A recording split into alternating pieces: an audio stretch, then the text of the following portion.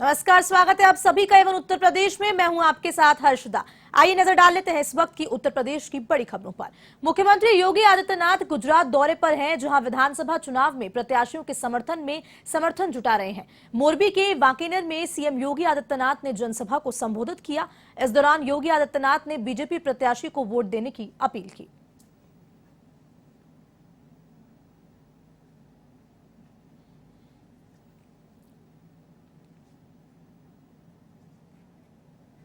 संभव हो पाता क्या जब भाइयों बहनों कांग्रेस न आपके सुख दुख में सहभागी बन सकती है, कांग्रेस न आपकी आस्था का सम्मान कर सकती है, कांग्रेस न देश की सुरक्षा कर सकती है, कांग्रेस न वैश्विक मंच पर भारत को प्रतिष्ठा दिला सकती है, कांग्रेस भारत को दुनिया की सबसे बड़ी अर्थव्यवस्था के रूप में भी स्थापित नहीं कर सकती है। और कल तो मैं एक बड़ा मजेदार देख रहा था। कल कांग्रेस के एक मंच पे राष्ट्रगान हो रहा था। राष्ट्रगान के दौरान फिल्मी गीत बजने लग गया। ये तो इनकी राष्ट्रभक्ति है। राष्ट्रगान का भी सम्मान नहीं कर सकते। भाइयों बहनों, राष्ट्रपिता महात्मा गांधी जी ने एक बात कही थी आजादी के बाद कि कांग्रेस को विसर्जन कर देना चाहिए। और राष्ट्रपिता की उस संकल्प को पूरा करने का समय लगता है, समय आ गया है समय। और इसीलिए गुजरात में कोई संदेह नहीं, आज डबल इंजन की सरकार जिस तेजी के साथ कार्य कर रही है, प्रधानमंत्री मोदी जी का नेतृत्व है, उनका मार्गदर्शन है, भूपेंद्र भाई पटेल जिस मजबूती के साथ यहां कार्य कर रहे हैं, और भाइयों बहनों, यही संकल्प लेने के लिए आज मैं आपके पास आया हूं, आपसे कहने के लिए आया हूं। और मैं आप सबसे इस बारे में कहूंगा कि आप सभी इस बात से सहमत हैं कि देश का विकास और देश की सुरक्षा के लिए भाजपा आवश्यक है।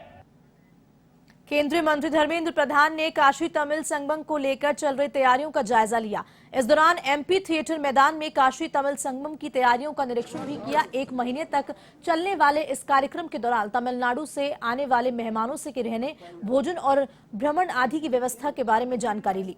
इस दौरान उन्होंने कहा कि एक भारत श्रेष्ठ भारत की तमिल संगमम की सही नमूना है। ठीक है, एक ही बात है, एक ही आप काम करिए, इस विषय को कोऑर्डिनेट आप कराइए, हमारी कल्चर मिनिस्ट्री की लाइब्रेरी। देखिए, यही तो एक भारत श्रेष्ठ भारत की सही नमूना है। आज इसको कोई विभाग के अंदर सीमित रखना उचित नहीं होगा। ये आज समाज मना रहा है। मैं इस परिसर में आके इस परिवार की उत्साह देख रहा हूँ। मैं कल रात को जो पहुंचा, मैं देर रात तक विभिन्न इलाका में जाके अतिथि जहाँ रहेंगे उनकी देखभाल किया। जिस प्रकार की उत्साह समाज में है, बीएचयू के अंदर है, विद्वानों के अंदर है, यही एक भारत श्रेष्ठ भारत की एक सही रूप उभर के आ रही है। आज इसको कोई विभाग या कोई सरकार या कोई संस्था नहीं बना रहा है, भले ही बीएचयू और आईआईटी मद्रास उसकी कोऑर्डिनेशन कर रहे हैं, लेकिन इसको अभी समाज उत्सव ये हो गया है, समाज उसको मना रहा है। परंपरा के वैदिक लोग जो दक्षिण भारत के तिरुनेलवेली जिला, तंजावुर जिला, कुंभकोणम जिला और अनेक मुख्य प्रांतों से, कोयम्बटूर वगैरह से यहाँ काशी में वास किए, वो 300-400 वर्षों से पहले। तो ये जो प्रश्न उठ रहा है, उसमें मैं ये कहना चाहता हूँ कि मैं 96 वर्ष का इस समय होने पर मुझे अच्छी तरह से याद है कि यहाँ पुराने तमिलवासी जो आते थे, वो लोग ऋषि मुनियों के तरह त्याग करके काश्याम मरणम मुक्ति, ये जो शब्द कहा गया है, काशी में जो भी महापापी भी आएगा और एक डुबकी गंगा में लगा लेगा, उसका पाप उसी समय खत्म हो जाता है। ये बड़े बड़े पुराणों में, वेद वाक्यों में लिखा हुआ है। उत्तर प्रदेश पुलिस की कार्यशैली पर अधिकतर लोग सवालिया निशान लगाते रहते हैं, लेकिन बुलंदशहर के थाना खुर्जा देहात में तैनात महिला कांस्टेबल गुड्डन चौधरी ने समाज में यूपी पुलिस की एक ऐसी मिसाल दी है जिसे देखकर सुनकर हर कोई पुलिस वाली मैडम की तारीफ करते नहीं थक रहे हैं। बुलंदशहर के खुर्जा में पुलिस वाली मैडम के नाम से मशहूर हो चली महिला आशी गुड्डन चौधरी ऐसे बच्चों के लिए एक वरदान की तरह साबित हो रही है जिनके परिजन पैसों के अभाव के चलते अपने बच्चों को स्कूल पढ़ने के लिए नहीं भेज पाते।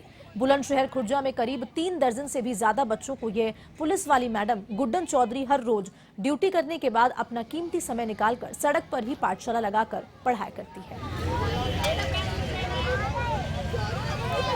मैं 2019 से इन बच्चों को पढ़ा रही हूँ, लेकिन बीच में जो कोरोना महामारी के कारण मुझे ये बच्चे पढ़ाई बंद करनी पड़ी इनकी। लेकिन जैसे ही कोरोना महामारी से थोड़ी सी राहत मिली और ये स्कूल और कॉलेज जो भी ओपन हुए, उसके बाद मैंने सोचा मैं बच्चों के साथ जो मेहनत करी है उसको दोबारा मैं एकदम से सीक्वेंस या रेगुलर रखना चाहती हूँ। ये बुलंदशहर पुलिस के थाना खुर्जा देहात में पोस्टेड गुड्डन चौधरी नाम के महिला आरक्षी हैं, जो कि अपने दैनिक कार्यों के अलावा समय निकालकर गरीब असहाय बच्चों को पढ़ाती हैं, जो कि बहुत ही सराहनीय कार्य है।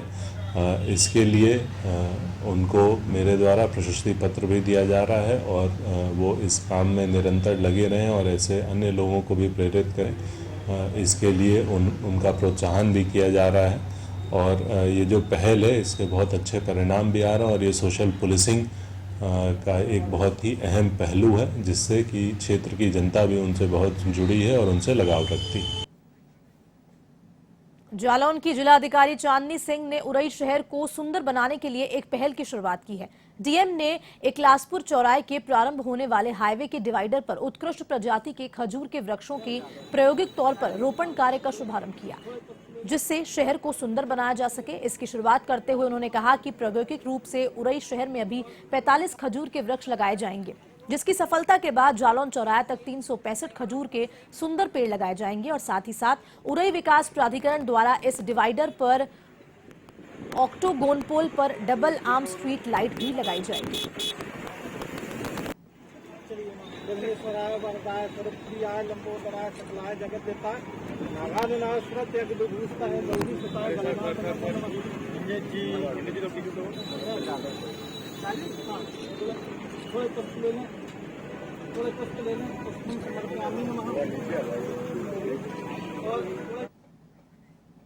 जालौन के खुटेला में एक युवक का शव तालाब में मिला। शव के पास युवक की बाइक भी पड़ी मिली, जिसे देख स्थानीय ग्रामीणों ने तत्काल पुलिस को सूचना दी। सूचना मिलते ही पुलिस मौके पर पहुंची और स्थानीय लोगों की मदद से शव को तालाब से बाहर निकलवाया और साथ ही शव को कब्जे में लेकर पोस्टमार्टम के लिए भेज दिया गया। आपको बता दें, मामले की जांच पड़ताल भी जुटी हुई है।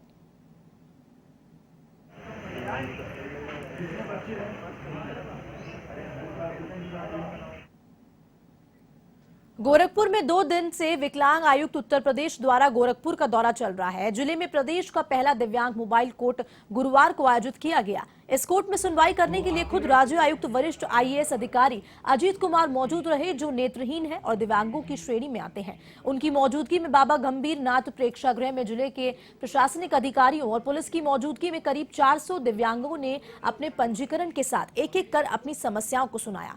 इनके निराकरण का निर्देश संबंधित अधिकारियों को दिया गया।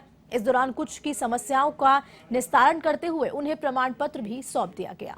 सीडीपी बन के ही मिलना था उसके संबंध में, लेकिन जो ओएनएम वाला है सर, जब भी मीटिंग होती है तो कोई मतलब आप लोगों को पूरा सहयोग रहा है, नॉट सेइंग कि मांग रहे हैं उनसे कि आपने कितनों का दिया। और दिव्यांगों को मतलब कि आपको बताएं, हमने खेल नीति दिव्यांगों के लिए बनाई, जो सामान्य खिलाड़ियों के प्रति सरकार ने लागू भी कर दी है। उसमें सामान्य खिलाड़ियों की भांति उनको पुरस्कार मिलते हैं। ठीक है, ये पहले नहीं था, ये अभी पिछले 2 साल के अंदर हुआ है, तो उससे बड़ा फायदा हुआ पैरा ओलंपिक में इनको सामान्य खिलाड़ियों की भांति। धर्मांतरण साबित होने पर दोषियों को अधिकतम 10 साल तक की सजा का प्रावधान होगा। आपको बता दें कि धर्मांतरण आरोपी का 10 लाख की क्षतिपूर्ति भी देनी पड़ेगी। मंत्रिमंडल ने उत्तराखंड धर्म स्वतंत्रता विधेयक लाने का प्रस्ताव पारित कर दिया है। विधेयक पास होने के बाद जबरन धर्मांतरण संज्ञेय अपराध हो जाएगा। सीएम पुष्कर सिंह धामी ने धर्मांतरण को लेकर कहा कि विधानसभा चुनाव से पहले हमने उत्तराखंड की जनता के सामने ये रखा था कि हम सभी धर्मों के लिए एक समान कानून लेकर आएंगे, तो वहीं अब धर्मांतरण उत्तराखंड में एक बड़ी समस्या बनकर सामने उभर रहा है और इसी को देखते हुए हमने ये फैसला लिया है।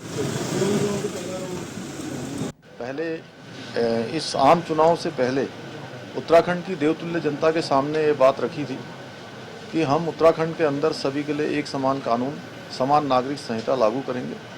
उत्तराखंड की देवतुल्य जनता ने उस पर हमको अपना मैंडेट दिया, अपना आशीर्वाद दिया और हमने सबसे पहले वही काम किया है। वो हमारा ड्राफ्ट लगभग तैयार हो रहा है।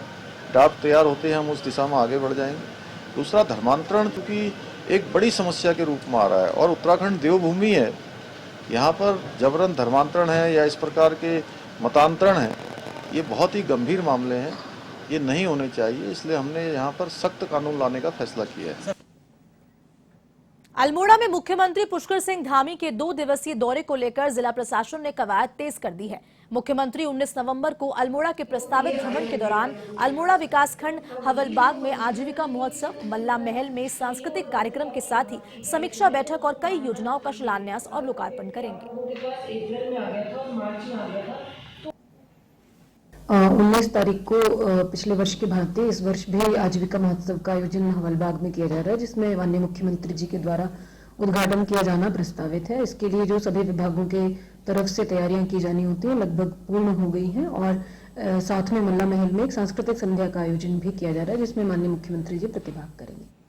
उत्तराखंड हाईकोर्ट को नैनीताल से हल्द्वानी स्थानांतरित करने की लेकर कैबिनेट में लिए गए इस निर्णय के बाद मुख्यमंत्री धामी ने हाईकोर्ट शिफ्टिंग पर कहा कि हाईकोर्ट की शिफ्टिंग चरणबद्ध तरीके से की जाएगी। इसी के लिए हमने हाईकोर्ट से बात भी की है, हमारे बीच सहमति बनी है, हमारी सरकार ने भी निर्णय लिया है और हाईकोर्ट का विस्तार भी किया जाए। इस लिहाज से हमने हाईकोर्ट को शिफ्ट करने का निर्णय लिया। सहमति बनी है, हमारी सरकार ने भी निर्णय लिया है और चूंकि उसका विस्तार करना है, विस्तारीकरण होना है, इस लिहाज से जो है हाईकोर्ट शिफ्ट करने का हमने निर्णय लिया है। नहीं, वो चरणबद्ध तरीके से। रुड़की के रामपुर रोड पर करीब 1 किलोमीटर के दायरे में जुमेरात बाजार के नाम से अवैध पीट लगती है, जिससे लोगों को घंटों फंसे रहना पड़ता है। मीडिया से बात करते हुए लोगों ने कहा कि ये अवैध पीट बाजार लगने से बड़ी परेशानियों का सामना करना पड़ता है। चाहे कोई कितना ही इमरजेंसी काम से जा रहा हो, इस रोड से गुजरने में जुमेरात के दिन निकलना मुहाल हो जाता है।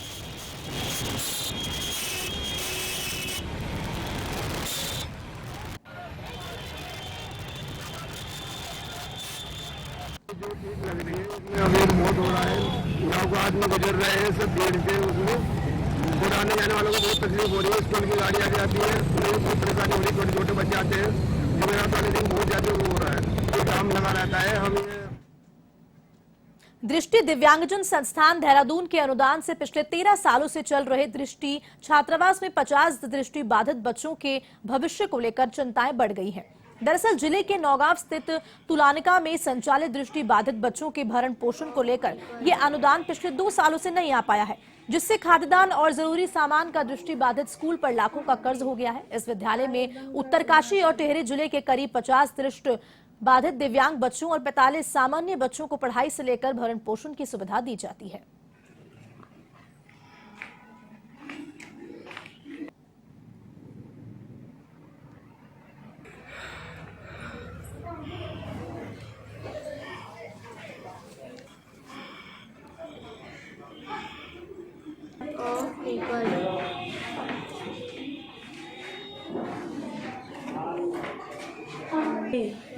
आए बनकर उल्लास अभी आंसू बन। दृष्टिबाधित बच्चे अध्ययनरत हैं। 2 साल से मुझे अभी कहीं से भी कोई सहयोग नहीं मिल पा रहा है, न भारत सरकार से न राज्य सरकार से। तो मैंने आज उप जिलाधिकारी महोदय बड़कोट को एक ज्ञापन दिया है कि अगर आप मेरी बात को सरकार तक पहुंचाओगे, मेरा सहयोग कराओगे तो ठीक है, नहीं तो मैं 25 तारीख को अपने बच्चों, जितने दृष्टिबाधित बच्चे हैं और उनके पेरेंट्स और जो जितने भी दिव्यांग लोग हैं, सबको लेकर यहाँ धरना प्रदर्शन शुरू कर दूंगी, क्योंकि मेरे पास कुछ और चारा नहीं रहा है। बच्चे भूखे हैं, मेरे पास 2 वक्त भोजन के लिए भी व्यवस्था नहीं हो पा रही है। मैं बहुत लाचारी में अपना समय बिता रही हूँ। कानपुर देहात के जिला अस्पताल परिसर के पास तेज रफ्तार डीसीएम पलट गई, जिसमें सवार घायल महिला की मौत हो गई और एक युवक गंभीर रूप से घायल हो गया। तो आपको बता दें कि वहीं पुलिस ने शव को कब्जे में लेकर छानबीन शुरू कर दी है।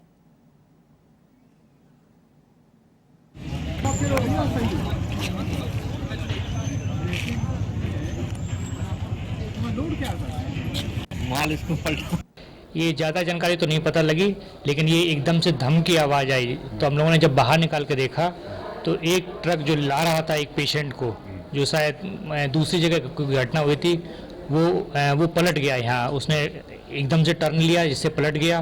तो हम लोगों ने देखा तो हमारे वार्ड बॉय वहाँ गए और एक लेडीज को लेके आए और एक एक्सीडेंटल पेशेंट को लेके आए। तो लेडीज जब यहाँ आई, जिसका नाम नूर बानो है, वो यहाँ मृत अवस्था में थी।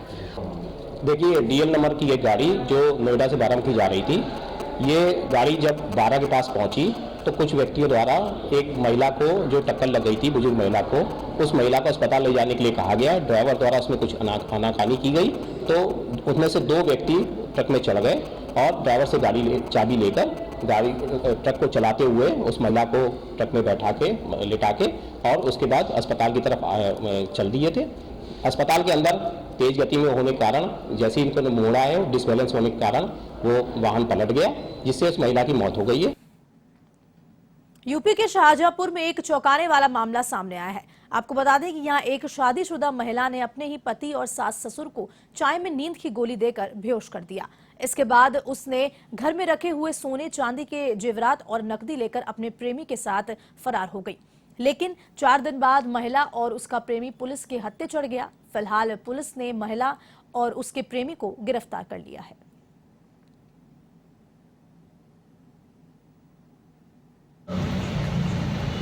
कार्ड पे अभियोग पंजीकृत कराया गया है, जिसमें एक महिला जिसका नाम शोभा है अपने प्रेमी एहसान के साथ में अपने परिवार वालों को चाय में कुछ नशे का पदार्थ खिलाकर सबको बेहोश कर दिया था। उसके बाद घर में रखे जेवरात और नकदी लगभग 50,000 लेकर चली गई थी। पुलिस पे इसमें एक अभियोग पंजीकृत कराया गया, जिसका मुकदमा संख्या है 655/22। पुलिस के द्वारा इसमें एक टीम गठित करी गई है, जिसके द्वारा इसमें बरामदी कर दी गई है। दोनों, एक महिला जिसका नाम था शोभा और उसका प्रेमी एहसान, दोनों पकड़ लिए गए हैं। उनके पास से जो आभूषण बरामद कर लिए गए हैं और जो नकदी थी 42,450 उसको बरामद किया गया है। इसमें अन्य विधिक कार्रवाई की जाए।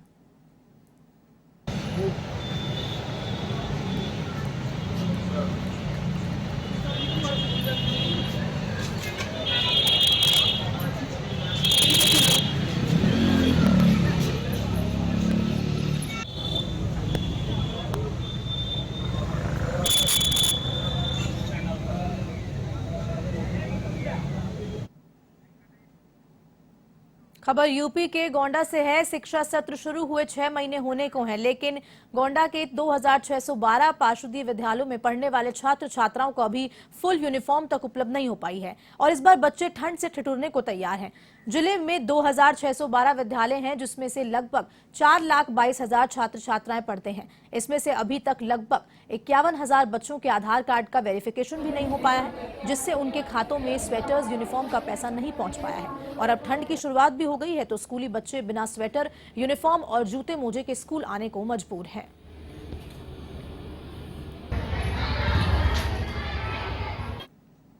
कार्रवाई इसलिए की गई है कि बहुत सारे बच्चे हैं ऐसे हैं जिनका आधार वेरिफिकेशन का कार्य अभी इनिशिएट नहीं किया गया था, तो जहां सबसे ज्यादा पेंडेंसी थी उन बीओ के खिलाफ कार्रवाई की गई है। 5 ऐसे लोग हैं जिनके यहाँ ज्यादा पेंडेंसी थी। बाकी जो बच्चों का वेरिफिकेशन हो गया है उनका बैच बनाते हुए पैसा दे दिया गया। उन बच्चों को स्वेटर का पैसा मिल चुका है। जिन बच्चों का आधार नहीं है या आधार वेरिफिकेशन नहीं हुआ था उनका पैसा नहीं गया है, तो उनका आधार बनाने की प्रक्रिया गतिमान है। डीजी सर की तरफ से भी बताया गया कि सीट्रॉन एजेंसी को लगाया गया है, जिसके माध्यम से आधार बनाकर तेजी से कार्य कराया गया। अच्छा है, उनके खाते में आ गया है, करीब 100 तो आ ही गया होगा। वो लोग पहन के आते हैं, जो पुराने बच्चे हैं तो पुराने ड्रेस में आ रहे हैं, जो मिलता रहा अभी तक। हम अनुमान तो यही लगाया जाता है कि आता है पैसा खा जाते हैं अभिभावक। उत्तर प्रदेश विधानसभा अध्यक्ष सतीश महाना ने कानपुर के मंडलायुक्त सभाकक्ष में जनप्रतिनिधियों और जिला अधिकारी और एवं वरिष्ठ अधिकारियों के साथ जनपद के सर्वांगीण विकास के लिए चल रहे कार्यों की समीक्षा बैठक की। बैठक में उपस्थित अधिकारियों को प्रत्येक कार्य को नियत समय एवं गुणवत्तापूर्ण कराने के निर्देश दिए गए। एक तरह से ट्रैफिक का जो प्रेशर है वो कम हो जाएगा सर, वो भी इसमें अभी फिलहाल प्रोविजन किया गया है। इसमें ये जो इसके साथ यूपी के कौशाम्बी जिले में 2 मालवाहक वाहनों में आमने सामने जबरदस्त भिड़ंत हो गई। दुर्घटना में वाहन में बैठे एक मजदूर की मौत हो गई, जबकि आधा दर्जन अन्य लोग घायल हुए हैं। हादसे की सूचना पर पहुंची पुलिस ने मृतक के शव को कब्जे में लेकर पोस्टमार्टम के लिए भेजा और घायलों को एम्बुलेंस की सहायता से जिला अस्पताल भेजा गया, जहां सभी का इलाज चल रहा है। घटना करारी थाना क्षेत्र के दीवर कोटरी गांव का है।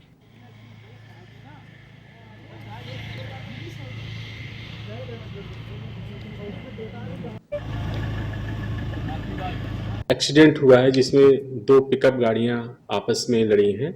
उसमें एक के चालक की डेथ हो गई थी और 4 लोग घायल थे। घायलों को हॉस्पिटल भेजा गया था और जो मृतक चालक है उसे भी मॉर्चरी भेज दिया गया है। इसमें अभियोग पंजीकृत किया गया है और इसमें दुर्घटना के कारणों का पता करके जो भी जिम्मेदार होगा उसके खिलाफ कार्रवाई करेंगे। चलिए फिलहाल के इस बुलेटिन में इतना ही। देश दुनिया की तमाम खबरों के लिए आप देखते रहिए A1 TV। नमस्कार।